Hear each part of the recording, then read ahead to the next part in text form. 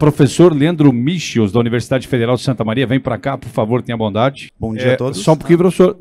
O pessoal vai tirar o som da caixa, tá? Só nos foninhos. Então, quem não tiver com foninho aí, peço que vocês coloquem seus foninhos devido ao barulho externo aqui, então, do nosso, aqui do Expo Minas. Está aqui, Leandro, tenha bondade. Seja bem-vindo, uma honra para nós tê-lo conosco aqui no 7º CBGD. Valeu? Não precisa, por enquanto, para falar, porque eu vou falar para mim mesmo, né? Depois, quando eu for falar com os outros, sim. Só se tiver alguma falha de áudio, vocês me avisem. Então, bom dia a todos. É um prazer estar aqui novamente conversando com vocês nesse evento. Que a gente tem participado dos vários fóruns GDs, CBGDs, para discutir e trazer aspectos técnicos importantes para que vocês entendam questões importantes do cenário de geração distribuída.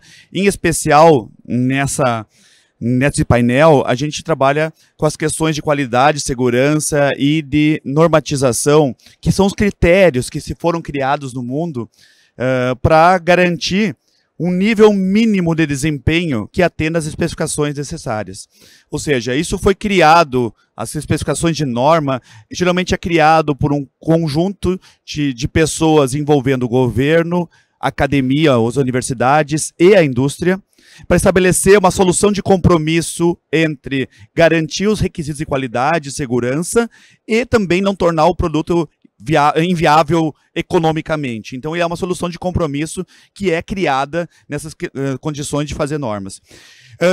Eu tenho participado de várias comissões de norma, trabalho aí há um bom tempo no tema, e vou falar um pouco, trazer um pouco de uma visão de como é que acontece no mundo e como é que nós, no Brasil, temos que encarar essa questão e quais são os pontos que vocês que atuam no setor tem que tomar cuidado ou tem que levar em consideração para avaliar com relação à normatização. Primeiramente, vou apresentar que nós somos o Instituto de Redes Inteligentes da UFSM.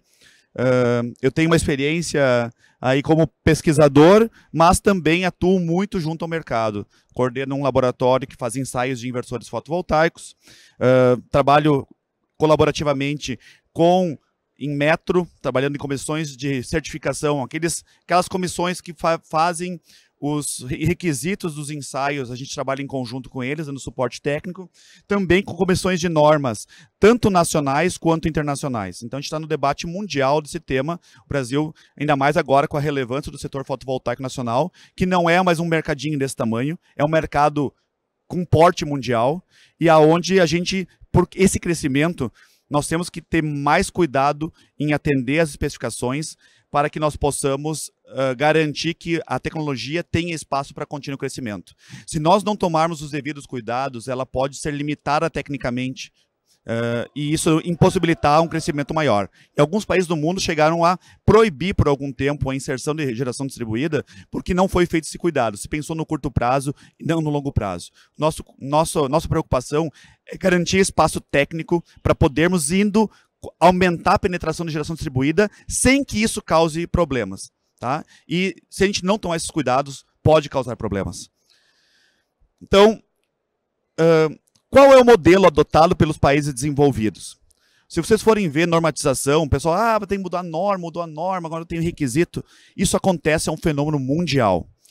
Veja o histórico da Alemanha. A Alemanha foi o primeiro grande país que criou um mercado significativo de geração distribuída. Eles foram os pioneiros.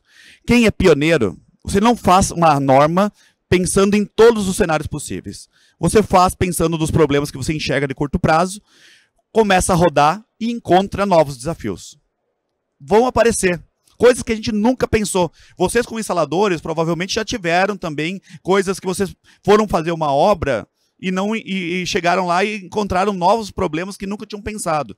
É assim que funciona. É natural o desenvolvimento técnico. Então, eles evoluíram muito, não tem pointer, né? Mas eles evoluíram muito as normas. Veja que primeiro tinha normas, requisitos gerais, depois virou norma alemã, aí depois eles entraram numa harmonização maior com a Europa, e vejam quantas normas já mudou. Essa mudança não foi por mudar, foi por necessidade. E é o mesmo cenário que nós temos aqui no Brasil. Os requisitos, quando nós começamos a geração distribuída em 2014, tinha sei lá, pouquíssimos inversores, pouquíssimos equipamentos fotovoltaicos, o impacto dele nos outros sistemas era mínimo. À medida que vai aumentando a quantidade, pequenos problemas vão se amplificando e vão se somando. Então a gente tem que coibir e evitar para que a tecnologia consiga ter o espaço de penetração. Então a Alemanha também teve isso, tá? A Alemanha teve esse desafio também, tá? E o caminho deles foi numa direção de primeiro ter mais normas nacionais e depois irem para normas unificando com as normas europeias primeiro e agora indo para a direção da IEC, mas tem coisas que dependem do país. Por exemplo, o sistema elétrico da Alemanha não é igual ao sistema elétrico da França, que não é igual ao sistema elétrico do Reino Unido. Então não dá para a distribuição, não dá para fazer normas para coisas diferentes, para cenários diferentes, normas unificadas. Então vai ter ainda normas nacionais, tá? Então esse cenário continua, o cenário mundial de unificação que existe é baseado na IEC. Se vocês não sabem o que é IEC, vocês já viram que medida de peso, de volume, de massa, tem vários países têm norma diferente, libra, polegada quadrada. Em eletricidade, não. Já viu que volt, ampere, watt, é tudo igual? Por causa da IEC. A IEC foi criada por Lord Kelvin, aquele do Kelvin, e ele juntou todos os grandes pesquisadores do mundo em 1904, num congresso lá em São Luís, a Feira Mundial, e viram que eles tinham que unificar as medidas, unificar os padrões elétricos. A IEC surgiu para fazer harmonização de requisitos e trabalhar mundialmente. Não tem um país, qualquer país que entra como membro, ele tem o mesmo peso de voto. Foi criada uma coisa igualitária no mundo. Então, nós, como Brasil é participante da IEC, tem o mesmo peso que os Estados Unidos, que a Alemanha, países. Então, é um fórum democrático mundial para estabelecer padrões. E ele é a base dos padrões elétricos. É claro que tem alguns países, tipo os Estados Unidos, que tinham uma história, mantiveram meio isoladas, com padrões deles próprios, por motivos econômicos. Mas hoje, até os Estados Unidos está cada vez mais harmonizando os padrões. Tá? Ele é reconhecido como a cooperação normativa internacional, ISO, IEC e ITU, é reconhecida pelas Nações Unidas, pela Organização Mundial do Comércio e pela OECD, né, que em português é OCDE, como base normativa, como referência mundial. E tem um monte de normas sendo desenvolvidas na área fotovoltaica. O TC82 é o mais ativo comitê da IEC, e ele tem 36 projetos em andamento, mais 193 documentos publicados. Tá? Não tem como todo um país fazer sozinho isso. Tem que ter uma colaboração mundial para tocar tantas frentes. É frente de módulo, frente de conector, de cabo, de comissionamento, de avaliação de desempenho, de inversor. Todos os requisitos têm comissões ali dentro para trabalhar. Tá? Só que a implementação da IEC, ela não é só pegar a norma IEC e ela é o suficiente, que algumas pessoas às vezes falam, tem que usar a IEC. A IEC, ela não consegue chegar no nível de capilaridade normativa quando tem condições locais que são diferentes. Por exemplo, rede elétrica. Tá? A rede elétrica de cada país é diferente, então, nesses pontos que equivale à rede elétrica, por exemplo, o nível de tensão do Brasil é igual ao da Alemanha? Não. A frequência é igual? Não. As condições, o tipo de rede é igual? Não. Então, nesse ponto, ele não vai entrar com requisitos, ele vai ser vago a norma internacional, e geralmente o que se faz é ter uma norma complementar nacional. Às vezes a norma nacional pega os requisitos da IEC e reescreve, às vezes ela só diz os requisitos complementares. Então, observem que as principais frentes normativas são safety, segurança, compatibilidade eletromagnética, garantia de qualidade e ambiente. Observe que as condições de segurança, tá, as questões de segurança elétrica são normais. O choque que uma pessoa toma no Japão ou no Brasil é o mesmo. Os riscos é o mesmo. Agora, as proteções da rede elétrica são diferentes, porque os níveis são diferentes, né, as características são diferentes. Então, é sempre feita uma avaliação do que dá para ser mundial e o que precisa ter uma norma específica. Então, o caminho que a gente observa, por exemplo, no projeto, na avaliação de desempenho, depende de características locais, depende de regramento local e compatibilidade com normas existentes. Já a segurança, praticamente o mesmo requisito. Então, esse é o caminho, é o cenário que o mundo faz. Isso aqui eu estou trazendo para mostrar para vocês que não é só pegar, porque vamos trazer um equipamento lá de tal país e vamos usar a norma IEC, porque é a norma mundial. Não, a norma IEC não é condição, às vezes, necessária, mas não suficiente. Tá? É necessário ter, mas a gente tem que complementar com requisitos locais nossos. Tá? Então, o caminho geralmente é normas mundiais, que está em W. O verdinho é onde é que está a maior parte da regulação. Complementares regionais, muitas vezes Europa, no caso aqui poderia ser Mercosul. E complementar nacional, que é país. Então, vocês vão ver lá que na Alemanha tem norma IEC, tem norma EN e tem uma norma VDE, muitas vezes. Cada uma, um pedaço. Vai afunilando com as características de cada país. Em choque, não. Segurança de inversor, não. Por quê? Às vezes eles copiam. É uma VDE igual a IEC, igual a EN igual a IEC. A 62.109-1-2, que é segurança em inversores, é igual em todos. Porque a segurança é a mesma. O que eventualmente tem um país é que ele põe mais requisitos ainda. Aí ele tem uma norma complementar para adicionar. Mas geralmente ele não nega o requisito de uma norma mundial nesses itens. Então, para vocês entenderem como funciona, que às vezes a gente ouve aqui nos comentários, mas tem que usar norma internacional. Não é só a norma internacional. Esses países também fazem essa abordagem. Tá? Então, eu ia dizer que não funcionou, mas por que os países fazem... por que outros países criam jaboticabas? Porque tem a jabuticabeira. Tá? Ou seja, a jaboticaba é feita, tem a jaboticaba que o pessoal fala que é uma norma específica de um país, porque tem a jabuticabeira que veio antes, que você nem sabe, chegou lá, já está a jabuticabeira lá. Tá? Nosso sistema elétrico. Vocês fariam um sistema elétrico brasileiro hoje com 3, 5, 6 níveis de tensão diferentes? 110, 120, 127...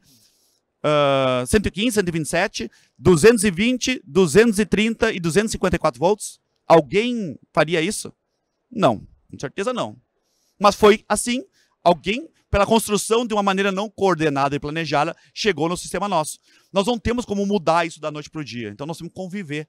Então nós temos que adaptar nosso marco normativo, nesse caso de rede, para isso. Tá? Então, quando demandam normas locais, o que faz ter que ter uma norma local? São características climáticas, compatibilidade com outras normas técnicas, compatibilidade com sistemas técnicos de característica peculiar, por exemplo, as nossas redes, compatibilidade com aspectos regulatórios locais, quem é que faz inspeção, quem é responsável técnico, às vezes a gente tem que dizer numa norma. Em um país tem um órgão de inspeção de instalação elétrica, vários países do mundo, existe um órgão específico para inspecionar. No Brasil, não. Tem uma RT do CREA, você deposita e ninguém inspeciona, hoje. Então, essas características e a falta de uma norma internacional do tema. Tá? Como está o cenário normativo do Brasil? Nós temos hoje 2 comissões ligadas ao tema fotovoltaico, a CE 253. Nós tínhamos antigamente um comitê único, que coordenava tanto a atuação nacional quanto internacional, e hoje nós separamos, temos uma comissão que debate o Fórum Nacional, que é a CE 253, tá? Da ABNT, a ABNT está coordenando todo o processo dessas normas, tá? E nós temos uma comissão independente que faz a interface com a IEC, trabalha em conjunto com as normas internacionais, colaborando, votando, avaliando as normas internacionais e participando de comissões, que é esse comitê é ligado ao COBEI, via ABNT, pelo protocolo ABNT, mas é o COBEI, que o COBEI é o responsável técnico por essa comissão. Então, o que é a estratégia que nós estamos adotando? Não temos como nós fazer tudo. Nós só estamos focando em fazer normas naquilo que realmente nós precisamos. Mesmo traduzir uma norma técnica toma muito tempo. Por quê? Tu tem que ter cuidado com palavras, aí a pessoa tem discussão. É um trabalho em termos de normas muito específicas que não vale a pena. Por exemplo, aquilo que é usado por um técnico ou um engenheiro de campo, a gente tem que ser em língua portuguesa para poder chegar num nível bem amplo de massificação. Agora, normas específicas de equipamentos muito avançadas, não tem por que nós traduzirmos, é só gastar energia e ter o risco de ficar atrasado. Porque eu vou traduzir, eu já estou saindo 1 ano atrasado, ou 2 anos atrasado. Aí o outro país muda, tu está sempre atrasado como país. Então, a gente está trabalhando sempre nessa visão aqui na comissão. E as normas de uso específico, vamos tentar trabalhar na IEC para incluir os parâmetros brasileiros, quando possível. Tá? Se não tiver como, criar uma norma local ou regional, né? Ou norma complementar regional, para esse tema, tá? Então, o que nós estamos fazendo para mostrar aonde que nós estamos atuando no Brasil em normas? Nós só estamos atuando em normas quando acontece a violação de um daqueles pontos. Condições climáticas específicas, está se fazendo uma norma de estruturas, tem uma comissão de normas de estruturas, que depende do vento do Brasil, do sol, do UV, não tem como copiar uma norma lá da Europa que é neve, né? É outra realidade climática. Compatibilidade com outras normas técnicas locais, por exemplo, a 16690, não posso fazer uma norma de instalação elétrica que não é compatível com a 5410, NBR 5410. Então a gente tem que trabalhar com uma norma com compatibilidade com a norma já existente. Não vou fazer senão fica uma coisa maluca, né? Compatibilidade com sistemas técnicos particular ou peculiar, no caso das redes, tá? Das redes elétricas brasileiras são particulares, não dá para pegar uma norma da Alemanha em 50 Hz, 230 volts e aplicar no Brasil. Então a gente tem que ter uma norma específica com características do sistema interligado nacional, todas as características são diferentes. Tá? Compatibilidade com aspectos regulatórios locais, por exemplo, comissionamento, inspeção. O Brasil tem uma realidade regulatória diferente de outros países. Tá? E tem que ter uma compatibilidade também com essa realidade regulatória. Então, a gente também está trabalhando nessa linha. E falta de norma internacional no tema, em alguns aspectos, as normas internacionais, por falta de consenso. Por exemplo, eu fui avaliar a questão de normas de incêndio em sistemas fotovoltaicos, ou mesmo incêndio em geral. Em geral, não tem norma internacional do tema, porque cada país tem um sistema independente, muito ligado a uma regulação local interna, com lei, que a norma internacional não consegue atuar na lei. Então, acaba saindo uma norma interna de cada país, muito ligado a um arranjo regulatório também de lei. Então, nessa área, a gente está criando uma comissão agora para requisitos de normas de segurança a incêndio em instalações fotovoltaicas, como fazer isso. Só para mostrar que o que a gente está trabalhando, o Marcelo está aqui, colabora, o Fabrício, o Lucas, tem vários de vocês que colaboram aqui também com essa comissão, a gente parte desse cenário, a gente não quer refazer o que está feito lá fora ou fazer uma jabuticaba local. A gente quer atuar para fazer foco naquilo que realmente é necessário para que nós possamos continuar crescendo no mercado fotovoltaico sem criar problemas ou nós termos que no futuro nos preocupar em voltar para trás e refazer o que já fizemos, que é o pior do trabalho. O retrabalho é o pior trabalho que tem. Quem já fez uma instalação e tem um problema, tem que ir lá voltar no cliente para refazer o serviço, sabe que é o pior que existe. O que a gente está lutando, está tentando trabalhar e planejar é para atuar nessa linha e por isso eu gostaria que vocês entendesse esse cenário e entendesse que essa é a filosofia nossa e que vamos ficar sempre focados nessa ideia para que a gente maximize nossos esforços no que a gente realmente precisa.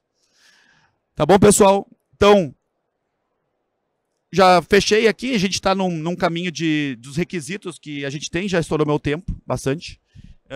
Eu agradeço aí o espaço da FRG e da ABGD para falar sobre esse tema, que a gente trabalha junto com a ABGD, a gente trabalha junto com a ABSolar, a gente trabalha junto com as associações, trabalha junto com o governo, com os órgãos reguladores, junto com a indústria, não é um trabalho de um lado só. O contraditório, ter várias opiniões diferentes é importante para a gente crescer, porque senão se a gente fica falando só com gente que pensa igual, a gente fica míope. A gente se ilude dos problemas. É bom, às vezes, tem muita gente agora com novas redes sociais aí que só quer ouvir quem fala a mesma coisa que a gente. Mas é importante no debate técnico o contraditório para você pensar e se colocar no lado do outro lado, que às vezes você não pensa. E isso é importante. Tem que pensar do lado do distribuidor de energia, do lado do governo, do lado do usuário, né? Então tem as várias facetas que a gente tem que colocar e tem que pensar. Tá bom? Depois a gente continua o debate aqui, agradeço a oportunidade e retorno a palavra.